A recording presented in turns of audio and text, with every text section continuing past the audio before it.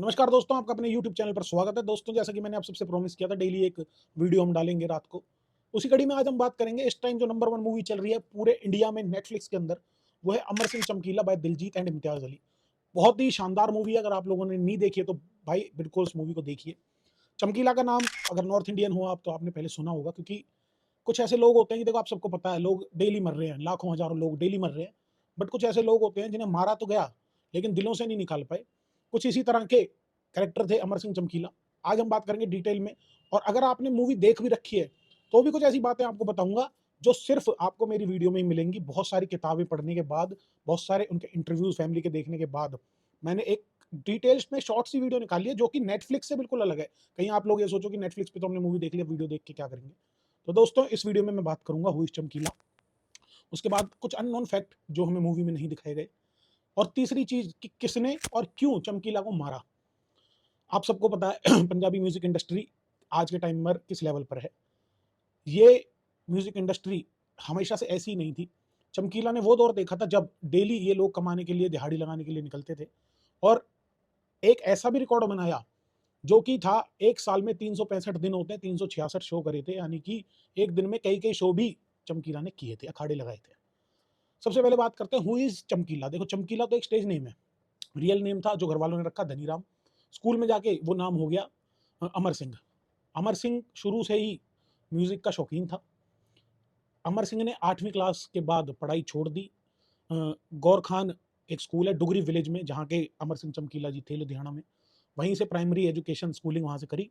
उसके बाद एक टेक्सटाइल इंडस्ट्री में जुराबे बनाने का काम शुरू कर दिया। आप सबको पता है टेक्सटाइल हब है लुधियाना, और वहाँ पर ये काम होता है। ये चीज़ हमें मूवी में भी दिखाई गई, बट मूवी में ये नहीं दिखाया गया कि उससे पहले इलेक्ट्रीशियन का भी कोर्स किया, और इलेक्ट्रीशियन का काम भी अमर सिंह चमकीला किया करते थे। लेकिन एक कसक होती है दिल में म्यूजिक की, वो कसक उनको सुरिंदर शिंदा, जो कि उस टाइम पे बहुत ही एक बड़ा नाम थे। उस टाइम कुलदीप मानक, सुरिंदर शिंदा, यमला जट, ये लोग काफ़ी चल रहे थे पंजाब के अंदर। 1980 में, वो सॉरी 79 में चमकीला जी सुरिंदर शिंदा की टीम को ज्वाइन कर लेते हैं। पहले तो बुकिंग वगैरह लेना, ये सब मतलब मैनेज करना उनको। साथ ही जो लिखने का शौक था, उस चीज़ को भी वो सुरिंदर शिंदा को देते हैं, और काफ़ी गाने सुरिंदर शिंदा चमकीला जी के गाते हैं। फिर आपने मूवी में भी देखा होगा कि कैसे एक शो में जब सुरिंदर शिंदा लेट हो रहे थे, तो चमकीला ने उनकी जगह गाना गाया, और लोगों ने उसको काफ़ी पसंद किया, और स्टेज पर नाम मिला चमकीला। दोस्तों, 1980 में सुरिंदर शिंदा कनाडा गए बाहर एक टूर लगाने के लिए, शो करने के लिए। वहाँ पे चमकीला नहीं गया, और साथ में जो लेडी हमेशा सुरिंदर शिंदा के साथ गाया करती थी, सुरिंदर सोनिया, उसको भी सुरिंदर शिंदा अपने साथ नहीं ले गए, बल्कि उसकी जगह गुलशन कोमल एक लड़की थी, उसको ले गए थे। दोनों ने फिर, अमर सिंह चमकीला ने और सुरिंदर सोनिया ने मिलके 4 गाने की पहली अपनी जो है एल्बम निकाली। ये एल्बम काफ़ी ज़्यादा हिट हुई, और इसके बाद इन दोनों को काफ़ी शोज़ मिलने लगे, शादी ब्याहों में इनको बुलाने जाने लगा। कुछ दिन तक ये जोड़ी काफ़ी अच्छे से चली, और लोगों में एक नाम चमकीला उनके दिलों में बैठ गया।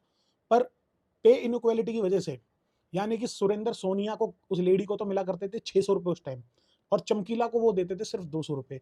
इस पे इनइक्वालिटी के खिलाफ अमर सिंह चमकीला ने आवाज उठाई, जो कि आपने मूवी में भी देखा होगा, और फिर सुरेंद्र सोनिया के साथ उनके जो थे रास्ते बिछड़ गए। इसके बाद चमकीला ने अपना काम करने की सोची, और इसी कड़ी में काफ़ी सारी सिंगर्स आती गई और जाती गई, लेकिन कोई भी उस लेवल की आवाज़ को मैच नहीं कर पाया जब तक उनकी मुलाकात अमरजोत के साथ नहीं हुई। अमरजोत को रेफर किया था कुलदीप मानक जी ने। कुलदीप मानक एक बहुत बड़ा नाम थे, तो चमकीला को भी पता था कि अमरजोत कौन है, और अमरजोत पहले से ही काफ़ी फेमस भी थी। इन दोनों की जोड़ी जब मिली, उसके बाद जो हुआ वो इतिहास है। 1983 में, 23 मई 1983 को दोनों ने, अमरजोत एंड चमकीला ने शादी कर ली।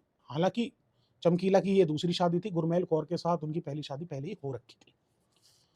इसके बाद आप सबको पता है कि लोगों ने 1980s में एक मूवमेंट चली थी, खालिस्तान मूवमेंट, खाड़कू भी होती हैं। उन सब ने धमकियाँ देनी शुरू कर दी कि आप ऐसे लच्चर गाने बोला जाता है पंजाबी में, उन गानों को जिसमें कि थोड़ी आप कह सकते हैं एक्सपोज़र ज़्यादा होता है, या फिर जो थोड़ा सुनने में, फैमिली के साथ सुनने में ठीक नहीं लगते। ऐसा नहीं था। उस टाइम एक माहौल था, और सभी सिंगर, चाहे फिर वो कोई भी सिंगर था, मोस्टली सिंगर उस टाइम ऐसे गाने गा रहे थे। बट सबसे ऊपर नाम चमकीला का था, तो चमकीला को बार-बार स्टेज पे नोट पे लिख के धमकियाँ दी जाती थी, चिट्ठियाँ फेंक-फेंक के धमकियाँ दी जाती थी।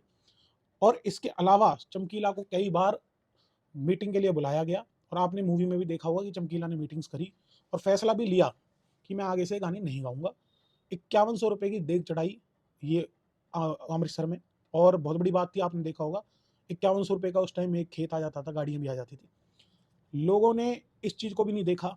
चमकीला ने जो भी गाने-वाने गाने थे, वो सब बंद कर दिए, गंदे गाने गाने, और एक धार्मिक मोड़ की तरफ अपने करियर को ले जाना चाहा, और नाम जप ले और ननकाना, ये 2-3 गाने तो इतने हिट थे कि आज भी इन गानों की कोई टक्कर नहीं है। आप सुन के देखोगे तो आपको लगेगा कि हाँ भाई, गाने बहुत ज़बरदस्त थे। दोस्तों, पर वही कहते हैं कि अगर इंसान सुधरना भी चाहे तो लोग सुधरने नहीं देते। पहले से ही एचएमवी म्यूज़िक कंपनी के साथ एक कॉन्ट्रैक्ट था, जो कि मूवी में भी बताया गया कि मेरी वो एल्बम आएगी। उस एल्बम को भी निशाना बनाया गया कि हमने मना किया था, फिर भी नए गाने आ रहे हैं। साथ ही स्टेज पर भी लोग इन्हीं गानों को सुनने के लिए बुलाते थे, जिनको कि लच्चर गाने कहा जाता था। इसी चीज़ के लोग पैसे देते थे। चमकीला ने फिर वो गाने गाने बंद नहीं करे। काफ़ी बार बोला भी कि मैं ये गाने छोड़ रहा हूँ, लेकिन लोगों की, आपको पता है, लोगों ने वो पीछे पड़ कर चमकीला से गाने गाए, और फिर कुछ दिन बाद चमकीला को भी आदत होगी इन धमकियों की, और चमकीला फिर से उन्हीं लाइन पर आ गया, स्टेज पर वही गाने गाने शुरू कर दिए। और 8 मार्च 1988 को मैसमपुर विलेज में एक शादी में, शो में जाना था। आपने देखा वो मूवी में कि बिल्कुल वही गाड़ी यूज़ करी गई है दिलजीत और इम्तियाज़ अली की द्वारा। वही जगह, वही लोकेशन यूज़ करी गई, और बिल्कुल दिखाया गया कि कैसे-कैसे मारा गया। लेकिन ये नहीं दिखाया कि किसने मारा, कितने लोग थे, क्या था, वो मैं आगे डिस्कस करूँगा अभी आपके साथ। ये सब तो हमने देख लिया। इसके अलावा अननोन फैक्ट्स की बात करूँ अगर मैं, तो चमकीला को हमें मूवी में नहीं दिखाया। बचपन से ही म्यूज़िक का शौक था, और छोटी उम्र में ही आप दिमाग देखो कि तुम्बी बजाना और ढोल बजाना चमकीला ने सीख लिया था। इसके अलावा पढ़ने-लिखने में चमकीला बहुत होशियार थे, बट मजबूरी होती है, गरीबी होती है, जो पढ़ाई छुड़वा देती है। 8वीं क्लास के बाद चमकीला ने पढ़ाई छोड़ के लेबरी स्टार्ट कर दी। दोस्तों, लिरिक्स में भी चमकीला की कोई टक्कर नहीं थी। बहुत बड़े-बड़े गाने अपने करियर से पहले सुरेंद्र शिंदा को, के.एस. कूनूर को और जगमोहन कौर को दिए, जो कि गबरू नू मारदा, दियोर नाल नच पाबिये, मैं डिग्गी तलक के, ये बहुत बड़े-बड़े गाने लिरिकली जो चमकीला ने दिए थे दूसरे सिंगर्स को, बहुत हिट हुए। अब आ जाते हैं डेथ वाले दिन पे। ये अननोन फैक्ट्स आपने सुने नहीं होंगे। जो गन यूज़ करी, तो कहा जाता है उस टाइम भी स्टेन गन और AK-47 गन्स यूज़ करी। 4 से 5 लोग ठेसी डाल के आए थे। उन्होंने, बताया जाता है कि चमकीला और अमरजोत और उनके 2 जो ढोलक वाले थे, उनको मारा। दोस्तों, मारने के बाद इन लोगों ने वहाँ पर भंगड़ा भी किया। एक चिट्ठी लिख के डाली, जो कि आप, मंकू मैनेजर हुआ करते थे, उनका इंटरव्यू देख सकते हो। उन्होंने प्रॉपर बताया, चिट्ठी यहाँ पर डाली, और इतना निर्दयी पुलिस वालों ने भी ये बात बोली कि बड़ा ही तड़पा-तड़पा कर चमकीला और अमरजोत व उनके 2 साथियों को मारा गया। जाते-जाते स्कूटर पर वो लोग भागे मारने के बाद। तो उन्होंने, जो ऑडियंस और सुनने के लिए आ रही थी रास्तों में, तो उनसे बोला, कहीं मत जाओ, चमका दिया तुम्हारे चमकीला को। ये चीज़ भी आप उस इंटरव्यू में देख सकते हो। मंकू जो मैनेजर थे, उनके इंटरव्यू में। अब आ जाते हैं, ये तो हो गए, चलो कहानी होगी, आपने नेटफ्लिक्स पे भी देखी होगी, और कुछ बातें होंगी जो नेटफ्लिक्स पर आपने नहीं देखी होंगी, कि क्यों और किसने मारा चमकीला को। इस पे बनी है कि आज तक भी ये नहीं पता लग पाया कि चमकीला को मारा किसने।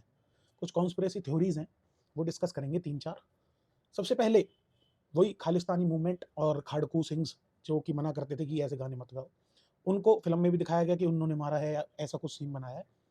इसके अलावा जो सबसे ज़्यादा आवाज़ उठी, वो थी कॉम्पिटिटर्स की, क्योंकि आप सबको पता है, चमकीला जब शो लगाता था, तो और किसी को टक्कर में अपनी छोड़ता नहीं था।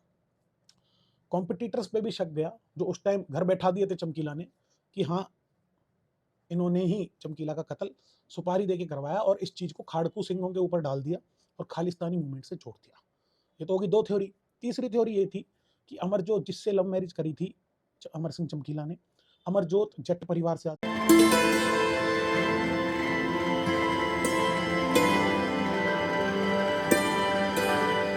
कि जट परिवार के होने की वजह से जट्टों को बुरा लगा, और हो सकता है कि उन्होंने भी इस कत्ल को अंजाम दिलवाया हो, क्योंकि आप सबने देखा होगा, चमकीला के साथ-साथ बड़ी बेरहमी से अमरजोत को भी मारा गया।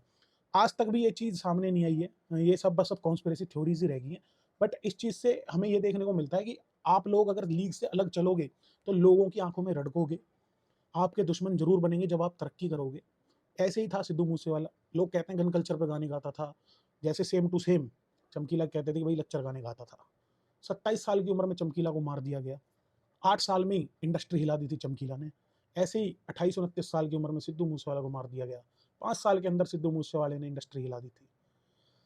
दोस्तों, आप ये चीज़ मानोगे नहीं, मैंने को काफ़ी इंटरव्यूज़ में देखा मैंने सिद्धू मूसेवाला के, कि इंसान को अपनी कदर बताने के लिए इस दुनिया में मरना पड़ता है। यही वो लोग थे जो आज लेजेंड बोल रहे हैं, गालियाँ देते थे। मैंने देखा सिद्धू मूसेवाला को भी, चाहे फिर चमकीला को भी। बट आज जब दिलजीत और इम्तियाज अली मूवी बना रहे हैं, और हो सकता है आगे चल के सिद्धू मूसेवाला पे भी 100% मूवी बनेगी। मैं तो नेटफ्लिक्स से कहना चाहूँगा कि एक अच्छी सी मूवी अच्छे से डायरेक्टर के साथ ए आर रहमान का म्यूजिक जैसे इसमें आया, ये बहुत बड़ी बात है हमारे नॉर्थ इंडिया पंजाबी कल्चर के लिए कि एक अच्छी सी मूवी सिद्धू मूसेवाला के लिए भी बनाई जाए। और वैल्यू जो आज भी हैं लोग, बहुत सारे, ये नहीं है कि दोनों खत्म हो गए तो इंडस्ट्री खत्म होगी, आज भी बहुत सारे लोग हैं जो जी रहे हैं, उनकी भी वैल्यू करी जाए। तो इसी के साथ इस वीडियो को एंड करता हूँ। वीडियो अगर अच्छी लगी हो तो आप लोग लाइक करके कमेंट करें, चैनल पर फर्स्ट टाइम आए हो सब्सक्राइब करके बेल आइकन दबाएं ताकि आने वाली वीडियो की नोटिफिकेशन आपको मिलती रहे। और आपके कमेंट का मुझे बहुत वेट रहता है, आप कमेंट करके अपना पॉइंट ऑफ व्यू इस वीडियो के बारे में बताएं। साथ ही मेरे से जुड़ने के लिए, मेरे से डायरेक्ट बात करने के लिए आप लोग मुझे इंस्टाग्राम पर ADV_कुलदीप मलिक पर फॉलो कर सकते हो। वहाँ पर मैं सबके मैसेजेस का जवाब देता हूँ, अच्छे से बात करता हूँ और अच्छी अच्छी रील्स भी वहाँ पर मैं डालता रहता हूँ। जय हिंद, जय भारत।